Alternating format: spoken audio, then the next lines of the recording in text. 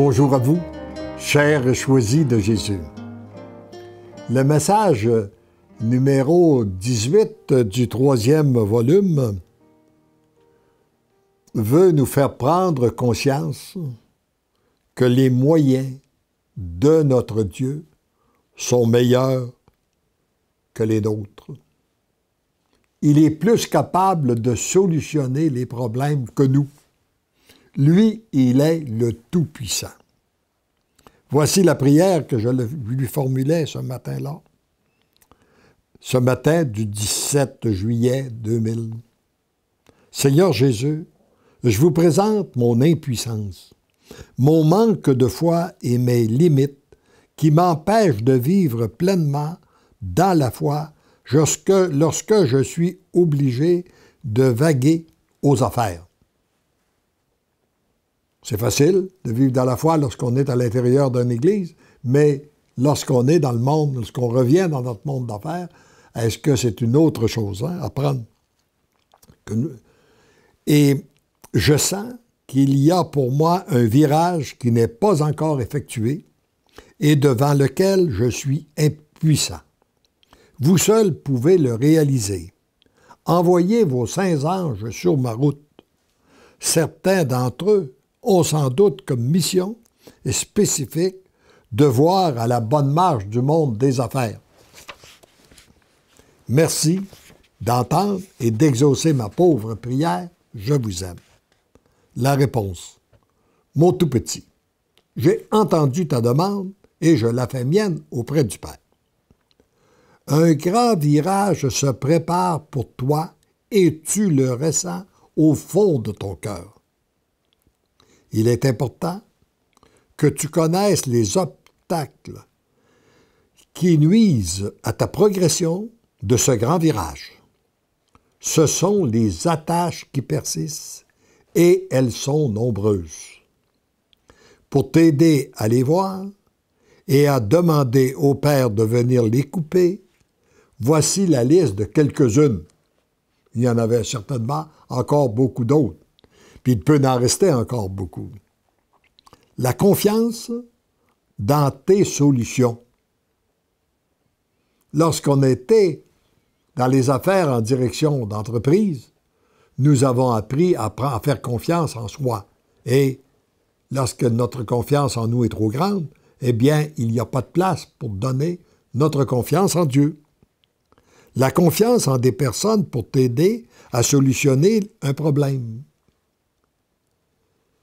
Il n'y a pas de problème de demander à des personnes de nous aider. Mais notre confiance doit être mise en Dieu, que Dieu va passer par ces personnes-là pour venir solutionner notre problème.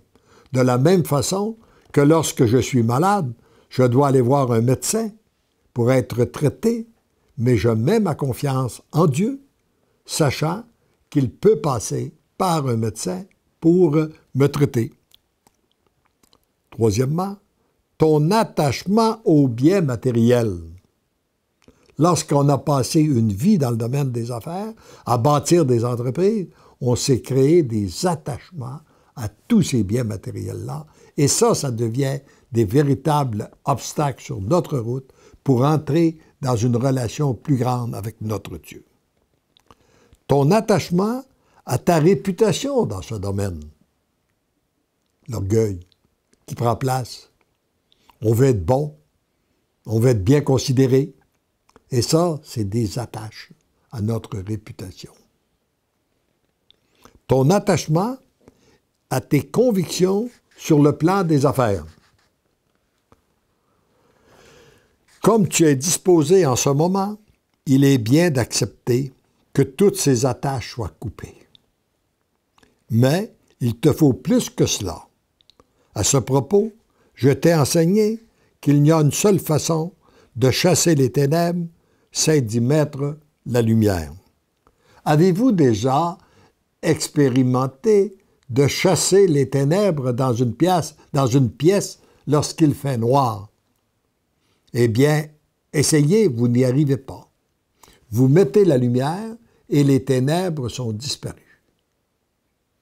Et dans un autre enseignement, il nous dit De la même façon, il n'y a qu'un seul chemin de chasser le mal, y mettre l'amour.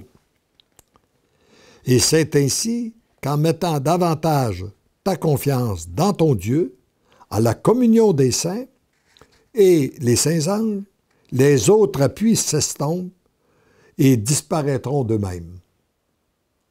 C'est un traitement d'une manière positive, en lui demandant la grâce d'augmenter ma confiance en Dieu, à la communion des saints anges, tout à coup, mes autres attaches disparaissent.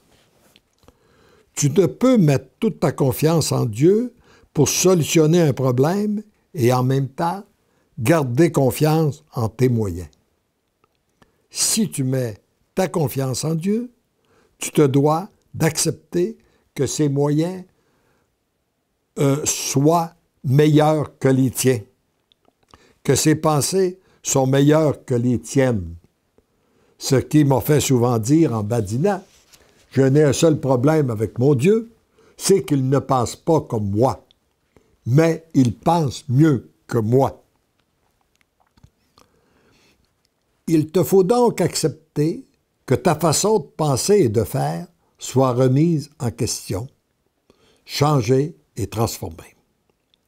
C'est cette ouverture chez toi, à l'intérieur de toi, qui fait que tu deviens un instrument docile entre les mains du Père et que tu peux devenir utilisable.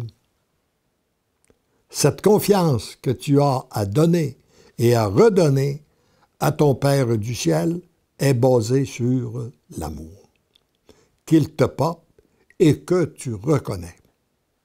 C'est en accueillant l'amour qu'il veut déverser en toi que tu te sais aimer et que tu lui donnes ta confiance. Tu es profondément aimé, divinement, je t'aime. Demandons à notre Dieu la grâce de l'abandon, de la confiance. Accueillons de plus en plus son amour pour que notre confiance en lui soit de plus en plus complète. Doivent disparaître les unes après les autres et que toute notre confiance soit remise entre les mains de notre Dieu.